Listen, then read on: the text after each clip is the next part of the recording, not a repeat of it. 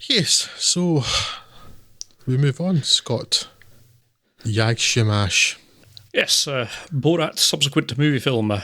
I thought I was giving myself the easy films to recap this time round. After all, for people of a certain age, namely old geezers like us, I can simply say that the second Borat film is much the same shtick as the first, but the joke hasn't quite worn thin yet, and that's pretty much all the information that you need.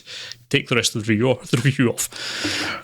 However, disturbing as it seems to be now, that first Borat film came out 14 years ago, and there's a possibility some of our listeners weren't born yet. Oy vey. That's mental. It's scary, isn't it?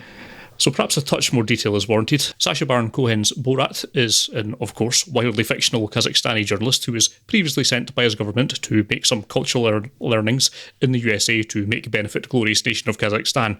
It went poorly and was in the main an excuse to interview some wildly racist bigots through the lens of Borat's own wild racist bigotry. And a good laugh was held by all us liberal bubble people, safe in the knowledge that wildly racist bigots would never again wind up in positions of great power. Oy vey. So, much later, having humiliated glorious nation of Kazakhstan, Borat's been sentenced to hard labour for the past 1.4 decades, but he has an opportunity for redemption. The country's premier wants to bring glorious nation of Kazakhstan back to international prominence by make delivery of prodigious bribe to American regime for make benefit once glorious nation of Kazakhstan.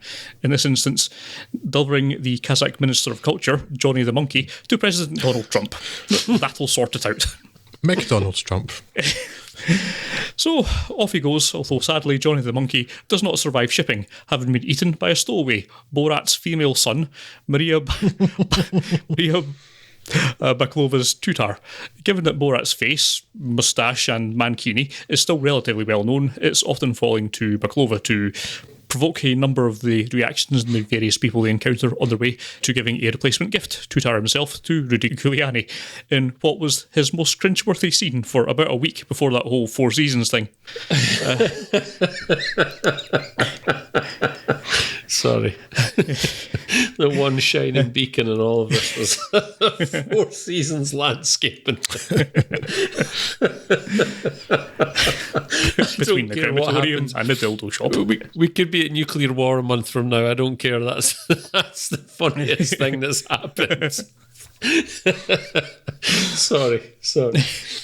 A lot like the first film, it's about half and half interviews with various types of dickwad, be that racist, sexist, or particularly given Borat's own views, anti-Semitic, and half advancing what passes for the linking narrative with some equally wild, outrageous statements going back and forth between Borat and Tutar, and also their government via fax, whose ultimate scheme for Borat is perhaps the best gag in the piece. Apart, of course, from the running of the American. You're going to have a high tolerance for cringe comedy, as there's a hell of a lot of cringing involved here. I personally have always thought that the non-interview segments and this kind of thing in general are funnier than just exposing yet another Yahoo, and for me that's still the case here, apart perhaps from that one impossibly kind Jewish lady who is a saint. If I'm honest, I could have lived the rest of my life without seeing another Borat film, and while I enjoyed the sequel well enough and laughed a great deal, I could still stand to live the rest of my life without seeing another Borat film. I don't think the world was crying out for a sequel, but it's here, coming out of nowhere, and it's pretty funny, and I'm not going to complain about that. Yes, very much what you'd be expecting if you've seen the first film, and if not, I'll probably give you a flavour of it. It is pretty funny, but by no means essential viewing, but yeah, I laughed quite a bit in it. Yeah, I rewatched the first Borat film again before watching this. Okay. And it's still reasonably funny and very difficult to watch because it's so cringy. What I was struck by in the first film this time, though, was the artificiality of it. I mean, obviously there's a lot of setup, but I was so aware on this rewatch of the camera placements and the fact that, someone, like Borat would say something outrageous and you see him shot from one camera angle, then you see him running away, and but you see in the reverse camera angle and there's no camera person there. So they clearly shot that at least in 2 or 3 takes, from different angles and stuff. And that bothered me because either it's all artificial, which makes you doubt all of it, because the whole idea is his outrageous racism is kind of giving people leave to display their own outrageous racism, and then basically given enough rope to hang themselves. And show just what hideous people they are. But So either it's all artificial, or all the people were stupid enough to wait around for him to get a second camera angle. Like, what are you doing? I'm not sure I have a point. There's like, it just struck that. Why would you do that if you think you're being insulted by this person? Why would you hang around waiting for them to get a shot of a different angle?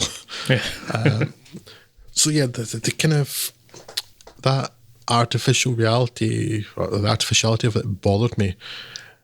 It's like you see like reality TV shows, and then they show you like the camera outside the door, and then suddenly there's a camera angle from inside of the person opening the door. It's like, they've opened that door at least twice then, and it's so unreal. And I think if they'd tried to work around that, it would have been more satisfying. With that said, with that kind of in mind, I took that feeling going into the second one, so I was a lot more critical from that point of view. And the problem with Borat 2 is that it feels like there's a lot more of that in the second one. They had a lot less to work with. I mean, there are still bits where, for instance, like when Tutar has decided that she can actually touch herself in your general bathing suit area, and she's telling this conservative women's group about it, and you kind of feel like they didn't get the reaction they expected or something. Those women, some of them seemed a bit sharp. Most of them are just polite and thinking this poor wee girl, she's a bit too innocent and stuff. And then one woman was laughing. It was like an Asian woman there who's like finding this really funny. Like, see, these are just people, and you've tried to outrage them. And like, I know maybe these people's politics aren't great, but they weren't actually doing anything objectionable. So there's a bit of quite a few scenes in Borat 2 feel much more laboured. Yeah.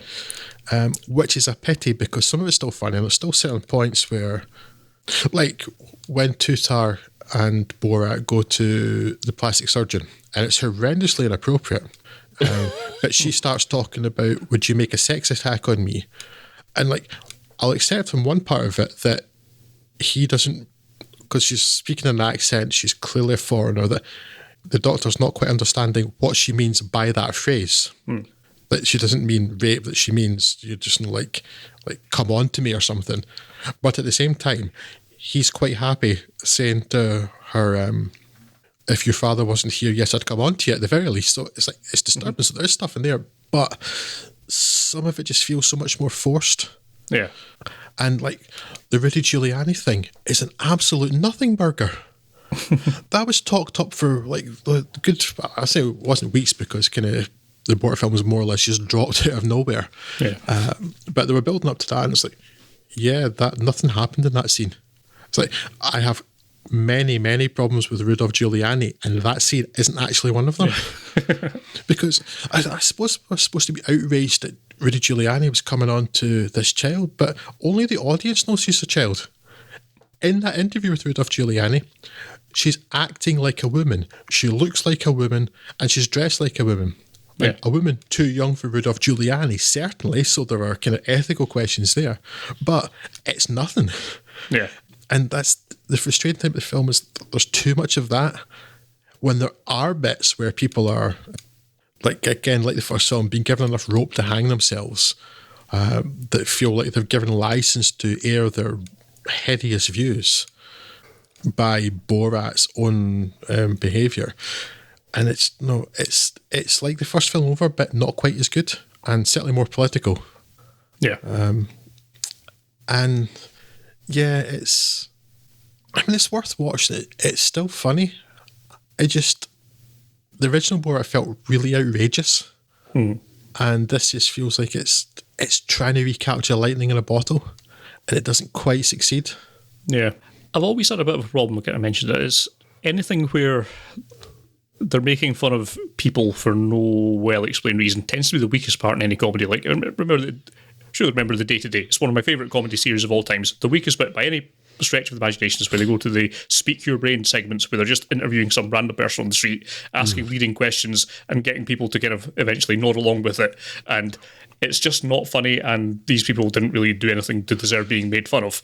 And it's punching down, isn't it? Yeah. A lot of Borat is the same. And if he had presumably only just went to like Republican Party conferences and Giuliani got something useful out of it, then that would be fine. But a lot of it is, not exactly making fun, but you're just joking around with a clerk that sends faxes. And I don't understand what the point of that is, and it's not particularly funny. The bits that actually were funny was things like Borat having to deal with his world falling apart after finding out that the Holocaust did not in fact happen because someone read it on Facebook.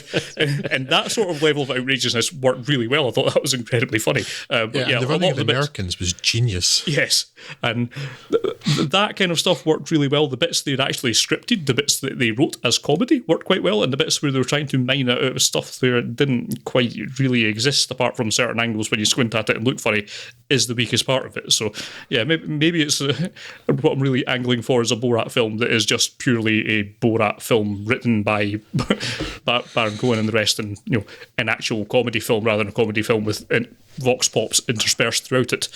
I watched the Half in the Bag episode that covered Borat, and Jay Bauman was making a particularly good point about this one. Felt like it was much more created in the edit. Yeah. Whereas in the first film, Sacha Baron Cohen had just basically, I said, to use the phrase again, but had given people enough rope to hang themselves. He just kind of stuck the camera on them, the occasional encouraging comment here and there, but just the camera stays on them. Yeah, and making sure you've got enough coverage to, Yeah, whereas the second one, it's so much more artificial because there are scenes where, they reckon that some of them had just like inserts with a standing later, like to make it look like Rudolph Giuliani was looking at this horrendously outdated women's handbook thing. And then there are notable scenes where you're hearing audio, but you're not seeing the mouth move, so you can't know that it happened at the same time, and it probably didn't, so it's taken out of context deliberately. And that weakens your argument too, because if you're, for instance, trying to make someone in a powerful position like the clown in chief clown lawyer look terrible, then you kind of undermine your thing by making it seem so artificial and having to work so hard to get it. Yeah, and you only need to do that once to achieve that as well. Yeah. So it's still funny, and it still has the same sort of cringe humour as the first film. It's just it's not quite as successful. Like if two Borat films come along within 14 years, they're not oversaturating the market for it. I'm quite happy to watch another one. Just he's not the new Marvel. I can't wait for the next film in the Borat cinematic universe.